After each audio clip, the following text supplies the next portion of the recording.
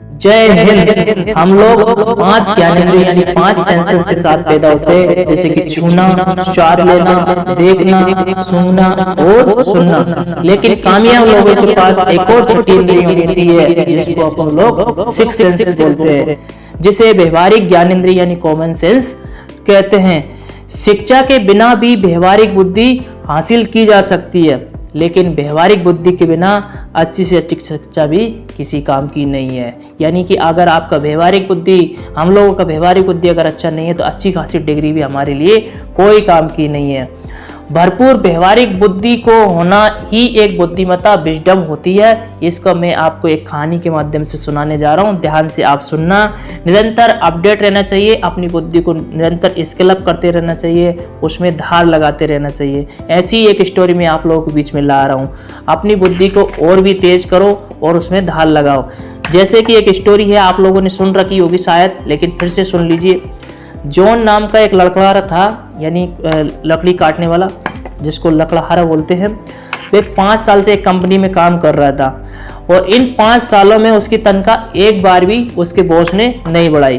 फिर उधर एक और नए लकड़हारा को ज्वाइनिंग की, यानी एक नए लकड़हारा ने उस कंपनी में ज्वाइनिंग की और उस कंपनी में ज्वाइनिंग करने के बाद उस नए लकड़हारा, जिसका नाम था बिल, ठीक है, तो उस बिल की सैलरी 1 साल में ही उसके मालिक ने डबल कर दी। तो फिर जॉन नाम का लकड़हारा अपने मालिक से बोला, बॉस आपने मेरी सैलरी क्यों नहीं बढ़ाई, जबकि जो बिल नाम का लकड़हारा है उसकी सैलरी आपने डबल कर दी, ऐसा क्यों? तो उन्होंने बोला, उसके बॉस ने बोला उसका कि भाई जॉन, मुझे आपकी सैलरी बढ़ाने में अधिक प्रसन्नता होती क्योंकि आप पहले से काम कर रहे हो, लेकिन आप बीते हुए 5 सालों में उतने ही पेड़ काट रहे हैं जितना कि 5 साल पहले काटते हैं। जबकि ये बिल नाम का जो नया कर्मचारी लकड़हारा आया, इसने 1 साल के अंदर ही तुमसे कहीं ज़्यादा पेड़ काट दिए, यानी इसकी कार्यकुशलता, इसकी प्रोडक्टिविटी तुमसे कहीं गुना ज़्यादा है, इस कारण इसकी हमने सैलरी बढ़ाई है। तो फिर उसने कहा, फिर उसने फिर से मेहनत की जॉन ने, और दुगनी मेहनत पसीना बहाकर पेड़ काटने का प्रयास किया, लेकिन फिर भी वो उतने ही पेड़ काट पाया। फिर वो अपने मालिक, अपने बॉस से फिर मिला कि साहब मैंने बहुत कोशिश की लेकिन मैं उतने ही पेड़ काट पा रहा हूँ, क्या कारण है?